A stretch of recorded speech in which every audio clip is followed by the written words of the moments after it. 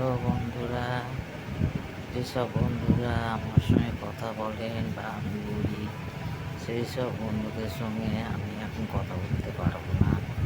আমার শরীর বহুত খারাপ। হার্টের প্রবলেম আছে, সুগার প্রেশার নার্ভের প্রবলেম আছে, সব কিছু বেড়ে গেছে। ডাক্তার দেখিয়ে নিয়ে ওষুধ নিয়ে এসেছি।